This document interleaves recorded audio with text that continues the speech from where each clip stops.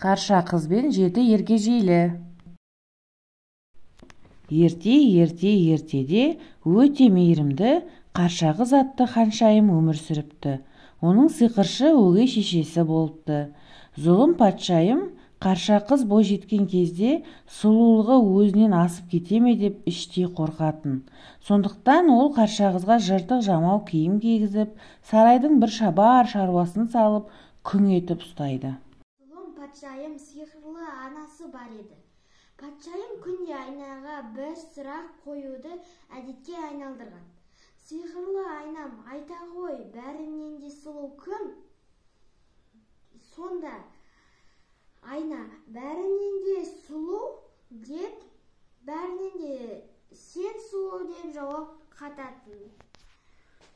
Бірақ бір күні таңертең әдеттен тыс айна әлемдегі ең сұлу ол қарша қыз деп жауап береді. Мұны естіген патшайым қызғаныштан булыққан талқан болды. Ал қарша қыз бұл кезде армандар айтуға болатын құдық басында тілегін әнге қосып айтып жүреді. Ол өзін жанындай жақсы көретін жігітті жолықтырып, мәңгі бірге бақытты болуды армандайтын. Қарша қыздың бұл әнін бір сұлу ханзада естіп қояды. Ол қарша қызға бірден ғашық болып қалады. Алғашында оны көрген қарша қыз ұялып, сарайға қашып кетеді. Бірақ ханзада да сезімін әнге қосып әулеті шырқаған соң, ханшайым да оған еріксіз елти түседі. Келесі күні таңертең қатыгез патшайым ханшайымға бір қастандық ойластырды. Ол сарай аңшысына қарша қызды орманға апарып өлтіріп, қан жоса жүрегін өзіне әкелуге бұйрық берді. Аңшы ханшайымды орманға апарғанымен, оны өлтіруге қолы бармады. Ол ханшайымға орманға жасырын, ешкімнің көзіне көрінбе деп ақыл айтты. Сөйтті де өзі патшайымға бір аңның жүрегін апарып береді. Қарша қыз орманды аралап кете барды. Жападан жалғыз қалған қарша қыз үрейі ұшып қатты қорықты. Дегенмен жолай оған орманның қайырымды аңдары қол ұшын беріп, бір шағын ғана 2 қабатты үйге ертіп әкелді. Қандай керемет, деді қарша қыз. Тура қуыршақтардың үйі секілді. Ол есікті итеріп көтеріп еді, ашық екен. Сәлеметсіздер ме, кіруге бола ма деп сұрады, бірақ ешкім жауап қатпады. Қарша қыз ішке еніп еді, бөлменің ортасында тұрған құртағандай 7 орындықты көрді. Мұнда кішкентай 7 балақай тұратын болды ғой, деп ойлады ол. Жерде жатқан кір-шұлықты тауып алған қарша қыз өздері тазалықты жақсы көрмейтін сияқты, деді. Олай болса, үйді тап-таза етіп жинап, оларға тосынсый дайындаймыз, деді қарша қыз. Сөйтті де іске кірісіп кетті. Оған орманнан тапқан достары көмектесті. Үйді тап түйнақтай әрі мұнтаздай еткен соң, ол кішкентай 3 кереуетті қатар қойып жантайғаны сол еді, тез көзі ілініп ұйықтап кетті. Кеш бата үйдің қожайындары оралды. Олар таудың түбіндегі алмас кенін қазатын 7 ергежейлі болатын. Көңілдене, әндетіп келе жатқан олар үйлерінде тосынсый күтіп тұрғанын сезген жоқ. Есік ашқанда үйде бір өзгеріс болғанын түсіне қойды. Үйлері тап-таза, еден мұнтаздай, ал қазаннан шыққан дәмді астың иісі мұрын жарады. 7 ергежейлі үйге кім кіргенін білу үшін жан-жақтан іздей бастады. Олар жатын бөлмеге жеткен кезде қарша қыз да оянған еді. Сен кімсің деп сұрады олар. Менің есімім қарша қыз, деді ханшайым. Ол басынан өткен оқиғасын 7 ергежейліге жайып салды. Сосын ол ергежейлілерден өздері туралы айтып беруін өтінді. Ергежейлілер ханшайымға бірінен соң бірі есімдерін айтып танысты. Ханшайым олардың есімдерін әп-сәтте жаттап алды. Олар ақылды, ұялшақ, ұйқышыл, көңілді, жалқаубек, түшкіргіш және ашқұланшақ еді. Қарша қыз олармен танысқан соң зұлым патшайым туралы да баяндады. Өтінем, мені қуа көрмеңдерші, деді ол. Ергежейлілер ханшайымды аяп, оған өздерімен бірге тұруға рұқсат етті.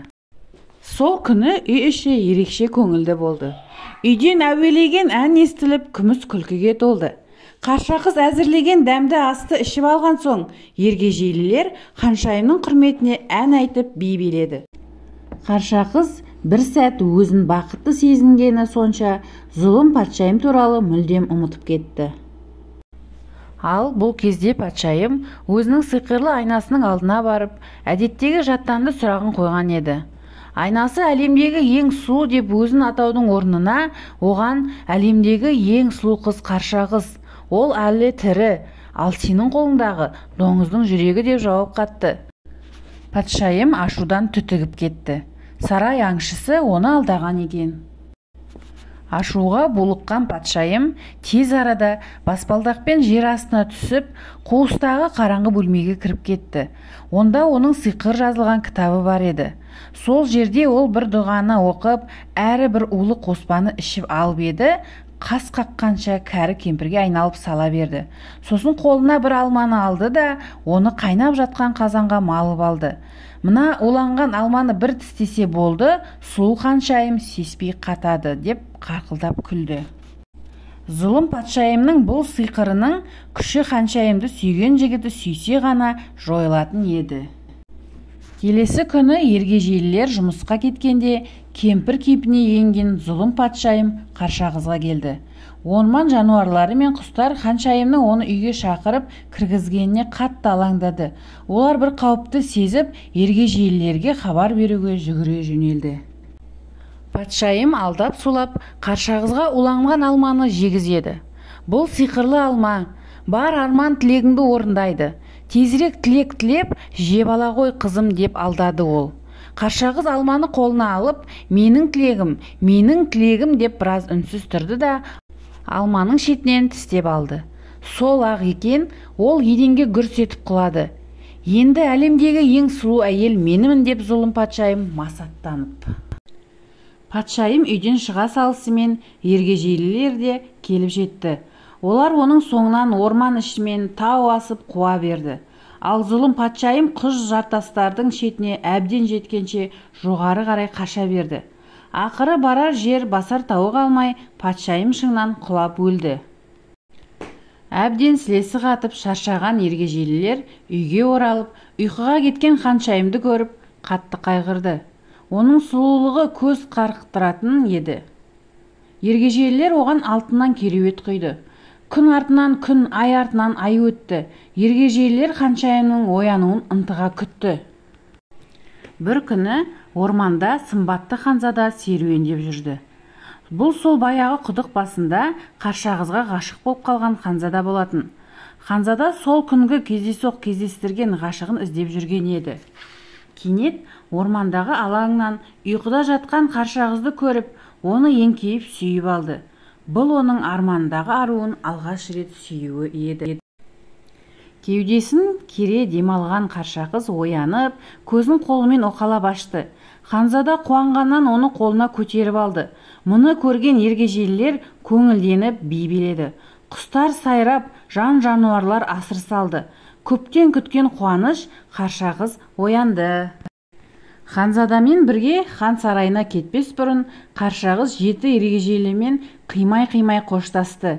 Ол әрқайсының бетінен сүйіп, көп ұзамай қонаққа келетінін айтты. Ханшайымды атына мінгестірген ханзада хан сарайына аттанып кетті.